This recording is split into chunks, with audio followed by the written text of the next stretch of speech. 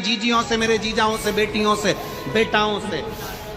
मंजिल तक पहुंचने के लिए पांव की जरूरत होती है और शंकर तक पहुंचने के लिए भाव की जरूरत होती है।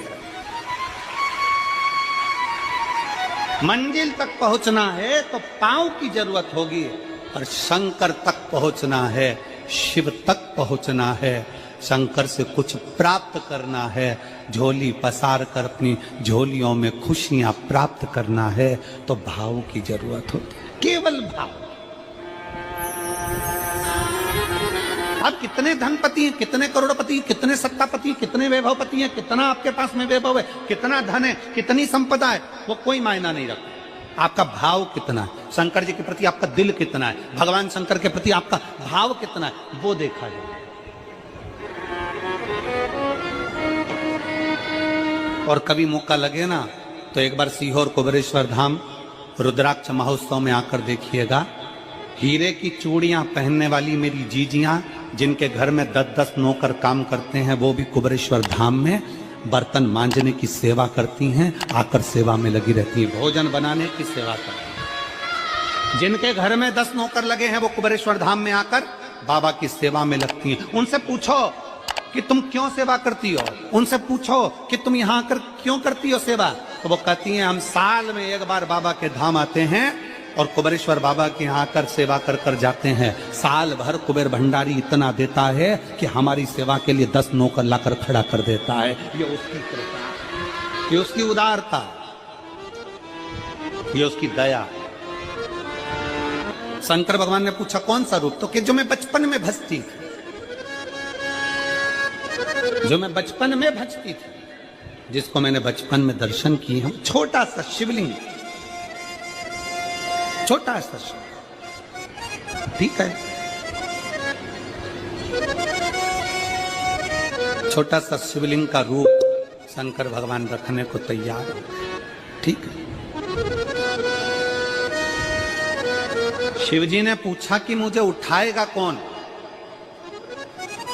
पार्वती जी मुस्कुरा कर कहती हैं, सुनो भोलेनाथ, आप अगर अपने असली स्वरूप में बैठते हो ना, तो दुनिया का कोई तुम्हें तिल भर नहीं हिला सकता, पर जब तुम छोटे से शिवलिंग के स्वरूप में हो जाते हो तो कोई बच्चा भी तुम्हें गोदी में ले लेता है, क्योंकि वो आपको भोला मानता है, वो आपको भोला मानता है,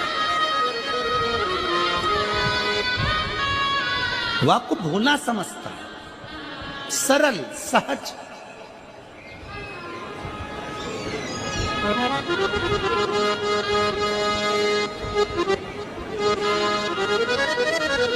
बहुत बड़ा दर्शन का फल है।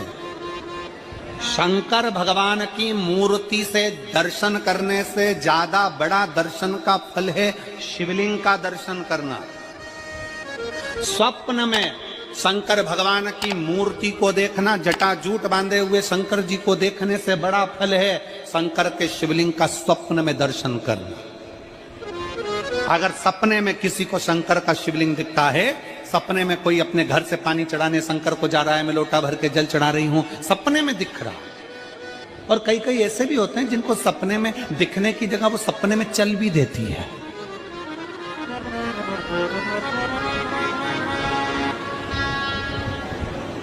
महाराष्ट्र में कथा थी तो वहां एक पत्र आया था, एक भाई ने लिखा था, मेरी पत्नी से मैं बहुत परेशान हो गया हूं। उसका नाम हमें स्मरण में नहीं है, सिरपुर की कथा में वो पत्र था। तो उसने लिखा मैं अपनी पत्नी से परेशान हो गया हूं। तो उससे हमने एकांत में बुलाकर पूछा, भाई ऐसा क्या हो गया, बता तू क्या हुआ। उसका फोन नंबर था, उसको फोन लगवाया, पूछा क्यों परेशान हो गया। उसने कहा मेरी पत्नी रात को चिल्लाती है, बोलबम का नारा है बाबा एक सहारा। कभी कभी सपने में बैठकर चिल्लाती रहती है, ऐसे बैठ जाएगी और चिल्लाएगी श्री शिवाय नमस्ते, श्री शिवाय नमस्ते।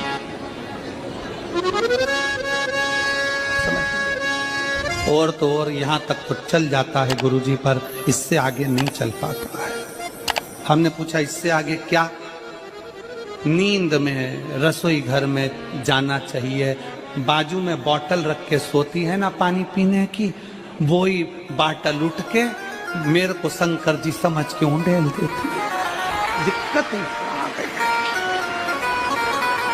नजदीक तक। यहां तक भी चल जाएगा कि श्री शिवाय नमस्तुभ्यम जप है, और ये भी चल जाएगा कि बोल बम का नारा है और बाबा है, पर ये नहीं चलेगा कि वो पानी की बोतल ठंड में मेरे ऊपर डाल दे उनके लिए। ये कहां से? हमने कहा तू कल अपनी धर्म पत्नी को लेकर आना। उसकी पत्नी आई, आंखों से उसके नीर बह रहा था, जल, आंखों से जल बह रहा था। जैसे आज गाड़ी चलाकर लेकर आने वाले जो भाई थे, अब कमल जी आपने किसको भेजा था हमें नहीं मालूम, जो गाड़ी चलाकर आज लेकर आए थे हमको लेकर, उनकी आंखों में जल भरा हुआ था।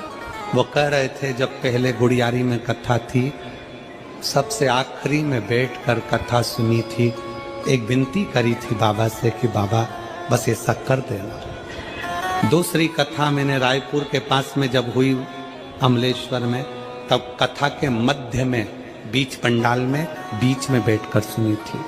फिर वहां भी बाबा से एक विनती करी थी, और आज मेरे बाबा ने ऐसी कृपा कर दी कि आपके नजदीक में बैठकर गाड़ी चलाकर यहाँ तक पहुंचा।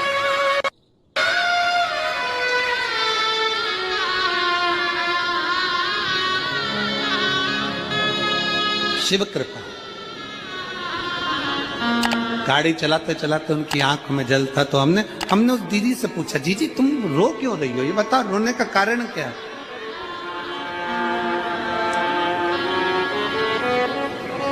कहने लगी गुरुजी आपका इतनी नजदीक से दर्शन हो गया। हमने कहा जीजी एक बात सुन, आज बड़ी प्रसन्नता से कहते हैं कि किसी गुरु का दर्शन जब होता है तो आंखों से नीर बहता है। भगवान से प्रार्थना करना कि एक बार उसका दर्शन हो जाए तो हमारी जिंदगी उसकी हो जाए, उसका दीदार। कितनी आतुरता थी मेरे राम जी की। राम जी ने शिवलिंग की स्थापना जब रामेश्वर में करी, उसके पहले राम जी ने हनुमान जी से कहा जाकर कैलाश पे से शिवलिंग लेकर आओ।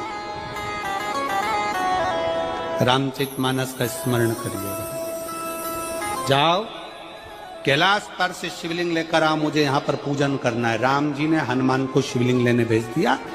रामेश्वर धाम में राम जी इंतजार कर रहे थे, तभी हनुमान जी तो गए थे शिवलिंग लेने के लिए, और मां जानकी ने शिवलिंग का निर्माण कर दिया। राम जी ने शिवलिंग का निर्माण कर दिया, जानकी जी ने शिवलिंग का निर्माण कर दिया। मतलब शिवजी को प्राप्त करने के लिए क्षण की भी देरी नहीं करना चाहिए। तुरंत हनुमान जी शिवलिंग लेकर आए, हनुमान जी की आंख में जल। हनुमान जी बोले प्रभु वो, हनुमान जी बोले नाथ मेरे को शिवलिंग लेने भेजा था और मैं शिवलिंग लेकर आया, उससे पहले आपने रामेश्वर धाम की स्थापना कर दी। अब मेरे शिवलिंग का क्या होगा जो मैं लेकर आया? राम जी मुस्कुराकर बोले रे हनुमान, शंकर के शिवलिंग की पूजन में तो देरी करना ही नहीं चाहिए। जैसा बन जाए वैसा बना लो, जैसी पूजन हो जाए वैसी कर लो, जैसी आराधना हो जाए वैसी कर लो। तो मेरे शिवलिंग का क्या होगा? राम जी ने कहा चिंता मत करो हनुमान, इस शिवलिंग को मैं ले जाकर स्थापित करता हूँ। एक शिवलिंग हनुमान जी महाराज का स्थापित करा, एक शिवलिंग सीता जी के हाथ का राम जी ने स्थापित करा। जो सीता जी के हाथ का स्थापित करा वो रामेश्वर शिवलिंग हुआ, और जो हनुमान जी के हाथ का स्थापित किया वो हनुमतेश्वर शिवलिंग हुआ, जो आज भी रामेश्वर में विराजमान। भगवान राम जी ने कहा सुनो हनुमान, जो रामेश्वर का दर्शन करने के लिए आएगा, रामेश्वर बाबा पर जल चढ़ाएगा, गंगोत्री से जल लेकर यहाँ पहुंचेगा, और गंगा जल जब वो रामेश्वर भगवान को चढ़ाएगा, रामेश्वर भगवान को चढ़ाया हुआ बड़े भाव से थोड़ा सा जल जब तक वो हनुमतेश्वर को नहीं चढ़ाएगा तब तक उसके 12 ज्योतिर्लिंग की यात्रा पूर्ण नहीं होगी। हनुमतेश्वर ज्योतिर्लिंग पर भी शिवलिंग का रूप धारण करे शंकर जी विराजमान। भगवान के स्वरूप से बड़ा शिवलिंग, और जितना पूजन का मौका मिल जाए, कोई कह देना हमसे कोई कह दे किसी के यहाँ जाओ और कोई कह दे कि गुरुजी हमारे घर के मंदिर का दर्शन करिए, सबसे बड़ी खुशी हमारे जीवन की। ऐसा लगता है अंदर फुलझड़ियां फूट गई, उसमें भगवान शंकर का दर्शन होगा, उसमें लाडले ठाकुर का दर्शन होगा, उसमें उनकी कुल देवी का दर्शन होगा, उसमें देवता का दर्शन होगा। परिवार से मिलेंगे बाद में, पहले मिलो अंदर विराजमान शिव से। कई बच्चे गले में रुद्राक्ष पहने रहते हैं ना, कई बच्चे, कई बेटियां, कई माताएं अपने गले में रुद्राक्ष पहनी रहती हैं। कई मेरे भाई अपने गले में रुद्राक्ष पहने रहते हैं। और बच्चे के गले में जब रुद्राक्ष का दर्शन होता है तो ऐसा लगता है कि शंकर इसके साथ कदम से कदम मिलाकर चल रहा है। पहले हम उस रुद्राक्ष को नमन करते हैं। जिसके गले में रुद्राक्ष होता है पहले हम उसको नमन करते हैं, क्योंकि उसके गले में शंकर स्वयं विराजमान है, शिव उसके साथ चल रहा है।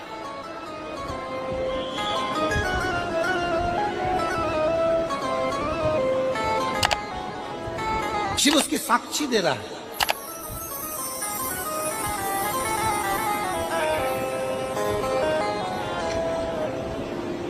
शंकर कृपा करने वाला, दयालु, दातार, उसकी उदारता, उसकी करुणा। एक पत्र है,